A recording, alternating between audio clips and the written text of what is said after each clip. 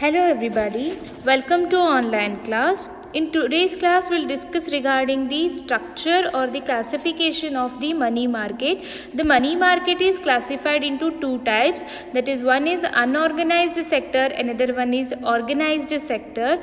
We'll understand these classification or the structure of the Indian money market one by one in detail. The first one is unorganized sector. Unorganized sectors are the sectors or are those which are not regulated and managed by the regulatory authorities, and the financial dealings in unorganized sectors will not be governed by the any regulatory authorities.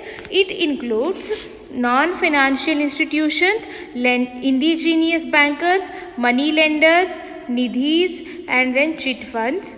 Non-banking financial institutions are those financial institutions which provides bank-like services but do not comes under the Banking Regulation Acts. It provides the services similar to the bank services, but it do not come under the any regulations or the rules or the policies of the Banking Regulation Act. The next comes is the indigenous bankers.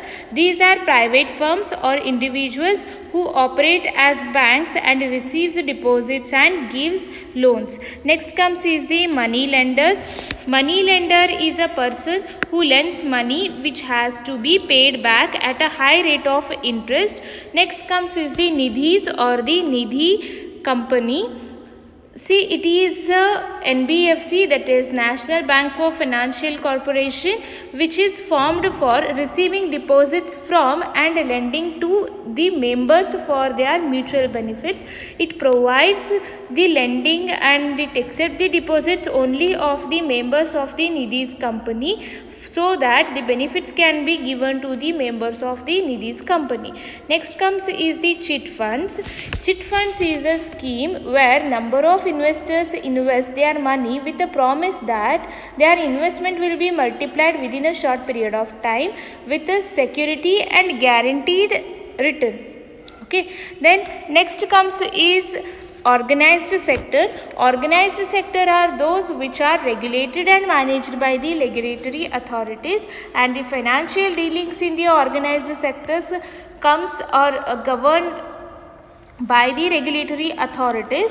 Okay, so this organized sector includes the Reserve Bank of India, public sector bank, private sector bank, development banks, cooperative banks, and the DFHI, which is nothing but Discount and Finance House of India. Okay, we'll understand these organized sectors one by one. Reserve Bank of India is a central bank of India. Central bank is a controller of money market operations. Next comes is public sector banks. Public sector banks are the banks where major stakes are held by the government.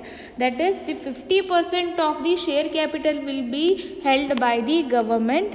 This is further classified into two types, that is non-scheduled bank and the scheduled bank.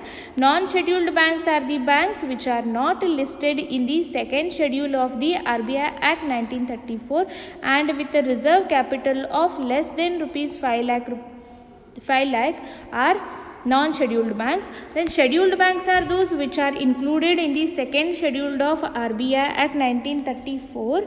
Then this is further classified as foreign banks and Indian banks. Foreign banks are the banks which follows the rules and the regulations of the both the home and the host countries. The home country will be the foreign country and the host country will be the India. Then Indian banks are the banks which follows the rules and the regulations of the India.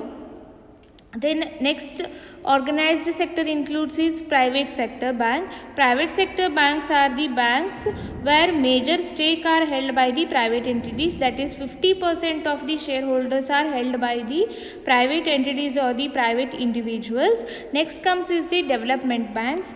Development banks are the financial institutions or the banks for the development of the industries and the agricultural area. The good example for the development banks are LIC, UTI, IFCI and the IDBI, that is Industrial Development Bank of India. Then next comes is the cooperative banks. Cooperative banks are the financial entities established on a cooperative basis and which is regulated and managed under the Cooperative Act and belonging to their members. Next comes is the DFHI. DFHI is nothing but Discount and Finance House of India, which was set up in the April 1988 as a specialized money market institutions. Then DFHI was given a specific task of widening and deepening the money market. The DFHI was set up jointly by the RBI, public sector banks and financial institutions.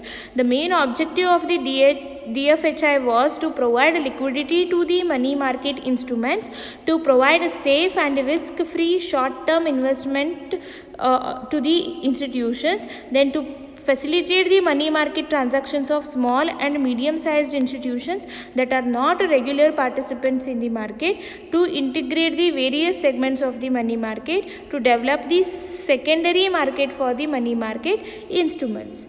Okay, so this is regarding what the structure or the classification of the money market. So in the Indian money market, RBI occupies a key role. It is the nerve center of the monetary system of our country. It is the leader of the Indian money market. The Indian money market is highly disintegrated and unorganized. So the Indian money market can be divided into two sectors, unorganized and the organized. In between these two, there exists the cooperative sectors. It can be included the organized sector too.